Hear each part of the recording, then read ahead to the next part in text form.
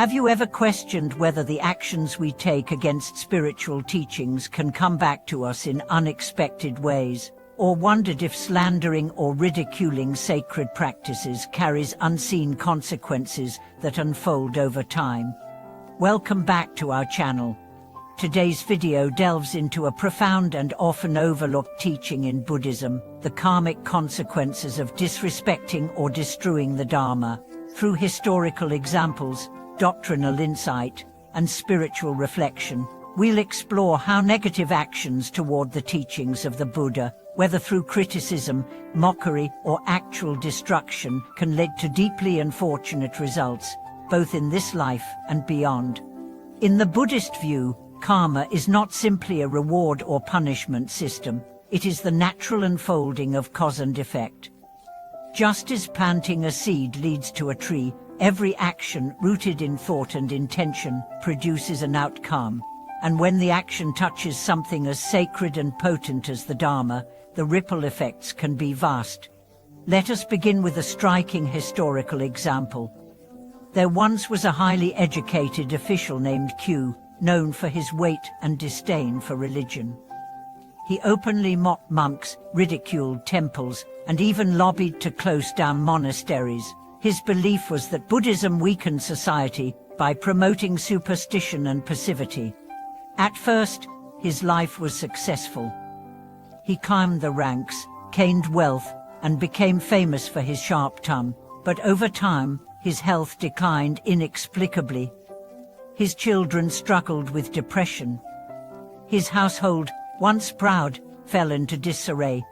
In his final years, Q confessed to a monk he felt haunted, not by ghosts, but by his own thoughts. He had dreams of monks chanting over him. He heard voices calling his name. He began to see faces of the very monks he had shamed. The peace he sought eluded him. This is not just superstition. This is karmic resonance. In Buddhism, disrespecting the Dharma is considered one of the gravely unwholesome actions. Why? Because the Dharma is not just a teaching, it is the path to liberation. When one attacks it, they are not merely rejecting belief, they are closing the door for themselves and possibly others to wake up. The sutras tell us that the Buddha himself foresaw this. In the Lankavatara Sutra and others, he warned that in future times, people would dismiss the Dharma as nonsense, and in doing so, create the conditions for their own spiritual decline. Let's explore this psychologically. When a person mocks the Dharma, they often do so from ego, from a place of intellectual arrogance or emotional rebellion. But what they resist is not the Dharma, it is their own vulnerability, their own longing for meaning, their own fear of the unknown. Destruction of temples, defacing of statues, banning of teachings, these are not just political acts, they are spiritual statements. I reject what I do not understand, and in that rejection, the mind closes, the heart hardens. The seed of wisdom cannot take root. Another tragic example comes from modern times. A businessman in Southeast Asia, furious that his wife had become a devout Buddhist, burned her sutras and to lay down their home altar.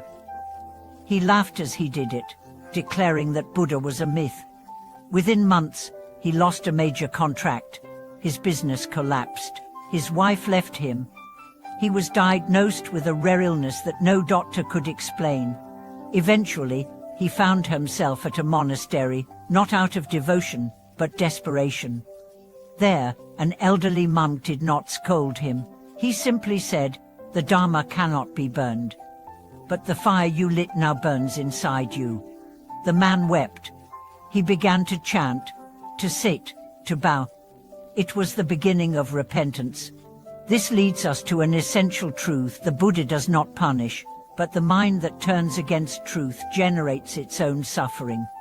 When we attack the Dharma, we attack our own potential for clarity and compassion. We push away the very tools that could heal us. This is the tragedy, not divine wrath, but spiritual blindness. But let us not despair, because Buddhism also teaches that even this karma can be purified. Repentance, confession, and sincere return to practice can transform even the darkest past. There are countless stories of former critics who became great supporters of the Dharma because they were honest enough to see their mistake. And in seeing it, they were free. If you've ever doubted, mocked, or dismissed the Dharma, you are not condemned. You are human. But now that you know, choose again. Choose to listen, to learn, to soften. The Dharma is patient. It waits. Let us also remember that not all destruction is external.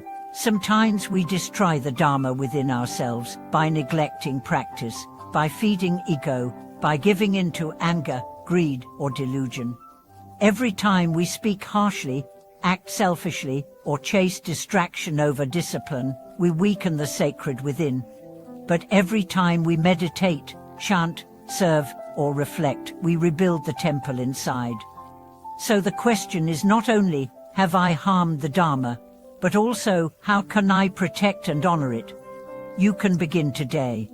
Read a sutra, listen to a teaching, light a candle, say a prayer, bow to your better nature. Make a vow not to be perfect, but to be sincere. And if you've been hurt by those who destroyed your faith, know this: their karma is theirs, your healing is yours. You can choose peace, you can choose practice, you can rebuild. Thank you for watching this video. If this message touched you, please share your thoughts in the comments. Have you experienced karmic consequences from past actions? Or have you seen someone's heart change after once denying the path? Please like and subscribe to our channel. Together, let's protect what is sacred, not just in temples, but in our hearts. Until next time, may you walk gently, speak truthfully, and honor the light that seeks to awaken in all of us.